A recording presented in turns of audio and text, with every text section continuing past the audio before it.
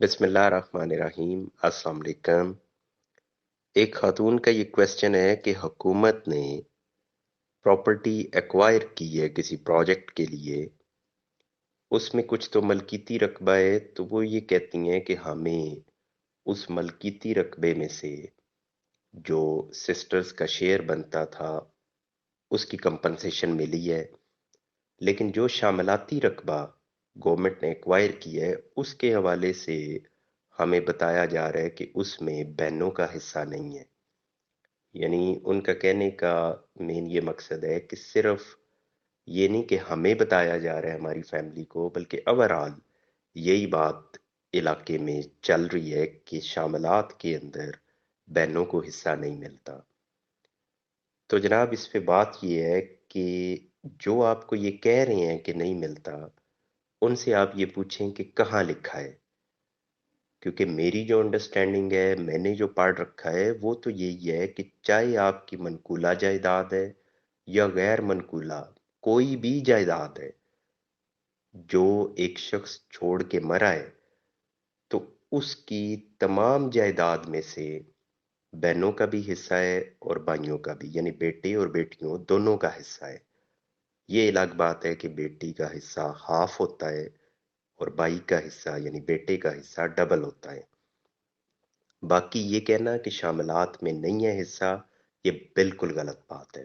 جو آپ کو کہتے ہیں کہ نہیں ہے، ان سے بولیں کہ دکھائیں کدھر لکھا ہے، کیونکہ قانون میں کہیں لکھا ہوگا تو تبھی وہ آپ کو یہ کہہ رہے ہیں۔ اور اگر وہ کہتے ہیں کہ نہیں لکھا تو نہیں ہے، بس ہم اس طرح کرتے ہیں یا ہمارے علاقے میں اس طرح ہوتا ہے، تو اس کی کوئی ویلیو نہیں ہے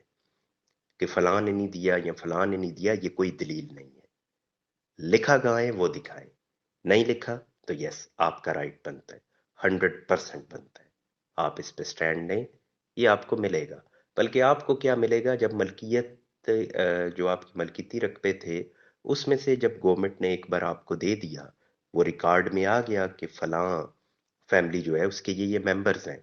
اب جب شاملات پہ بات جائے گی تو اس وقت بھی آلریڈی جب ریکارڈ میں آپ کے نام موجود ہیں تو گورنمنٹ خود سے آپ کو وہ دے دے گی۔ اگر وہ نہیں دے رہی تو اس کا مطلب ہے یہ کوئی جا کے ادھر فراڈ کر رہا ہے، ریکارڈ میں تبدیلی کر رہا ہے، آپ کے نام ختم کر رہا ہے، تو آپ بالکل سٹینڈ لے سکتے ہیں۔ نیکسٹ کوسچن یہ ہے کہ لے پالک بیٹا یعنی اڈاپٹیڈ چائلڈ جو ہوتا ہے، تو اس اڈاپٹیڈ چائلڈ کی ولدیت میں جس نے اڈاپٹ کیا ہے اس نے اپنا نام والد میں لکھ دیا ہے۔ پہلی بات تو یہ ہے کہ یہ قانونی طور پہ ٹھیک نہیں ہے، یہ نہیں کیا جا سکتا۔ والد تو وہی ہے جو اس کا بایولوجیکل فادر ہے، وہی اس کا ایکچوئل فادر ہے۔ جو اڈاپٹ کر رہا ہے وہ مطلب کورٹ سے یہ تو لے سکتا ہے کہ میں اس کو اڈاپٹ کر رہا ہوں اس کا سرٹیفکیٹ، لیکن ولدیت میں اپنا نام وہ تو نہیں دینا چاہیے۔ بہرحال چلیں یہ ایک الگ بحث، لیکن جب ایک بار ولدیت میں نام آ گیا تو پھر جب جائیداد تقسیم ہوگی تو پھر اسے اس بیٹے کو یعنی جو اڈاپٹ کیا گیا تھا اس کو جائیداد میں سے شیئر ملے گا جس طرح دیگر بچوں کو مل رہا ہے۔ کس کی جائیداد میں سے؟ جس نے اپنا نام لکھوایا ولدیت میں۔ اب یہ بھائی ایک کا سوال ہے کہ ہم نہیں پراپرٹی دینا چاہ رہے، تو ایسی صورت میں عدالتی فیصلے موجود ہیں، گو کہ ان فیصلوں میں خواتین موضوع بحث تھیں، یعنی کسی خاتون کو ایک شخص نے جب اڈاپٹ کیا کسی بچی کو اور بعد میں جو دیگر وارثان تھے انہوں نے کہا کہ یہ بچی تو اڈاپٹڈ تھی، اس کو تو پراپرٹی نہیں مل سکتی، غلط طور پہ اس کی ولدیت میں نام لکھا ہوا ہے، تو عدالت نے کہا کہ جو شخص جس نے اڈاپٹ کیا اور ولدیت میں اپنا نام لکھوایا اگر وہ زندگی میں یہ نام ختم کروا جاتا تو کروا جاتا، اب اس کا نام ختم نہیں کیا جا سکتا۔ اب محض پراپرٹی نہ دینے کی وجہ سے آپ اس کی ولدیت کو چیلنج کر رہے ہو تو اس کا کسی کو اختیار نہیں ہے، نہ ہی ڈی این اے ٹیسٹ ہوگا اور نہ ہی دیگر ثبوت دیکھے جائیں گے، جو لکھا ہوا نام وہی رہے گا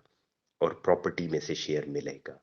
یہ وہ فیصلے میں بات کر رہا ہوں جو میری نظر سے گزرے ہیں، اور یہ ایک سے زیادہ ہیں جو اس حوالے سے آئے ہیں، باقی ممکن ہے اس سے ہٹ کے بھی فیصلے موجود ہوں، لیکن میری نظر سے کیونکہ نہیں گزرے عموماً ہر ٹاپک پہ فار اینڈ اگینسٹ یعنی حق میں اور خلاف فیصلے آپ کو مل جاتے ہیں، لیکن میں نے جو پڑھے ہیں وہ یہی تھے سپریم کورٹ کے فیصلے کہ جناب جب ایک بار نام دے دیا گیا ہے تو پھر اس کو ختم نہیں کیا جا سکتا۔ وہ خود شخص اگر اپنی زندگی میں کیس کر کے نام ختم کروا دے، ایک بات بعد میں اولاد صرف پراپرٹی کی خاطر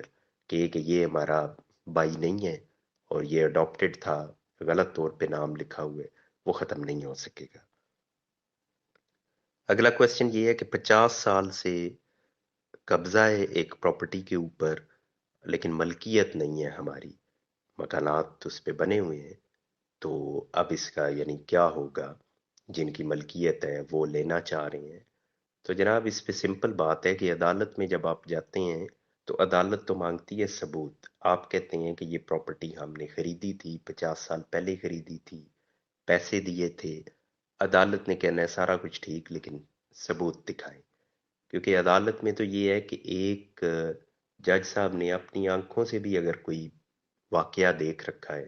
تو پھر بھی وہ یہ نہیں لکھ سکتے کہ میں نے دیکھا ہے۔ انہوں نے جب فیصلہ کرنا ہے تو ثبوتوں کی روشنی میں گواہوں کو سن کے اور انہی کا حوالہ دیکھ کے تو فیصلہ کرنا ہے کہ کیسے میں نے یہ نتیجہ نکالا ہے۔ آپ کے بھی معاملے میں انہوں نے ثبوت دیکھنے ہیں، انہوں نے گواہ اس میں دیکھنے ہیں، ان کو سننا ہے اور پھر فیصلہ کرنا ہے۔ اور ہمارے ادھر تو یہ ہے جب گواہوں پہ بات جائے تو ہوتا یہ ہے کہ اب اگر دو فریقین ہیں ان کا مقدمہ ہے، ایک کہتا ہے میں نے پیسے دیے ہیں زمین کے، دوسرا کہتا ہے میں نے تو کوئی پیسے نہیں لیے، اب دونوں میں سے ایک ہی ٹھیک ہے، دونوں تو نہیں ٹھیک ہو سکتے۔ لیکن جب گواہوں پہ بات جاتی ہے، گواہی دی جاتی ہے تو دونوں پہلے حلف دیتے ہیں کہ میں اللہ کو گواہ بنا کے اور عدالت سے میں کوئی بات نہیں چھپاؤں گا، اگر میں کوئی جھوٹ بولوں تو اللہ تعالیٰ مجھ سے ناراض ہو۔ یہ سٹیٹمنٹ دینے کے بعد مطلب اپنے منہ سے ادا کرنے کے بعد پھر وہ جھوٹ بولتے ہیں اور اتنی تسلی سے بولتے ہیں، یعنی دونوں میں سے ایک تو ٹھیک ہے، چلیں اس نے تو وہ جو بات کر دی ٹھیک کر دی، لیکن جو دوسرا ہے وہ تسلی سے جھوٹ بولتا ہے حلف دینے کے بعد، اور اتنے مطلب مطمئن طریقے سے وہ جھوٹ بول رہا ہوتا ہے کہ اسے کوئی سینس نہیں، کوئی خیال نہیں آ رہا ہوتا کہ میں کس قدر بددیانتی کر رہا ہوں اس عدالت کے ساتھ بھی، لوگوں کے ساتھ بھی۔ اور اگر اس کو اللہ کا احساس ہو تو پھر تو خیر وہ بہت بڑی مطلب جسارت کر رہا ہے کہ اللہ کا نام لے کے اور دڑلے سے وہ جھوٹ بول رہا ہے۔ اور ہو سکتا ہے کہ جو اس نے گواہی دی، جس نے جھوٹ بولا، ہو سکتا ہے وہ اس نے زیادہ مضبوط طریقے سے گواہی دی ہو بنسبت اس کے کہ جو حق پہ کھڑا تھا، ہو سکتا ہے اس کو تو گواہ بھی نہ ملے ہوں۔ عدالت نے تو پھر وہی دیکھنا ہے کہ ثبوت یا گواہ کس کے مضبوط ہیں، اس کے حق میں فیصلہ کر دینا ہے، چاہے وہ غلط فیصلہ ہو رہا ہو۔ لیکن عدالت تو اپنی جگہ ٹھیک ہے کہ میں نے تو ثبوت دیکھے ہیں، گواہوں کو سنا ہے اور فیصلہ کر دیا ہے۔ تو یہاں یہ میں نے بائی دا وے بات کر دی گواہوں کے اوپر کہ ہم لوگ بالکل ایک تھوڑے سے مفاد کی خاطر، بعض اوقات چند مرلوں یا چند لاکھ کے فائدے کی خاطر اس قدر جھوٹ جا کے ادھر بولا جاتا ہے، بالکل جھوٹ پہ کیس دائر کیا جاتا ہے اور پھر جھوٹ پہ اس کو مکمل طور پہ اس کا دفاع بھی کیا جاتا ہے۔ تو یہاں بات کرنے کا مقصد یہ ہے کہ آپ لوگوں سے بھی جو سنتے ہیں فالو کرتے ہیں ان سے ایک یہ گزارش یہ ہے کہ اس کو اوائڈ کیا کریں، جہاں آپ حق پہ ہیں وہاں آپ ضرور جا کے گواہی دیں اس پہ، بلکہ اللہ تعالیٰ کا بھی یہی حکم ہے کہ اگر آپ کو پتہ ہے کوئی ایسی بات تو آپ اس کو چھپائیں نہ بلکہ اس کو جا کے بیان کریں۔ لیکن ایک بات، اگر آپ کو پتہ ہی نہیں ہے یا اگر آپ کو پتہ ہے یہ اس طرح سے ہے اور اس کو آپ جا کے بالکل الٹ کر کے بیان کریں اور جھوٹ کا ساتھ دیں، تو یہ تو ظاہر ہے اگین وہی ہے کہ یہ ویسے تو آپ کا اور اللہ کا معاملہ ہے، جو پہلے ہے آپ کا اور خدا کا معاملہ ہے وہ تو حساب ہونا ہی ہونا ہے۔ لیکن یہاں جو دنیا میں آپ کسی کے ساتھ زیادتی کر رہے ہیں، کسی کا حق مار رہے ہیں، تو وہ بھی obviously کسی صورت بھی حقوق العباد کے کانٹیکسٹ میں بھی دیکھیں تو وہ جسٹیفائڈ نہیں ہے.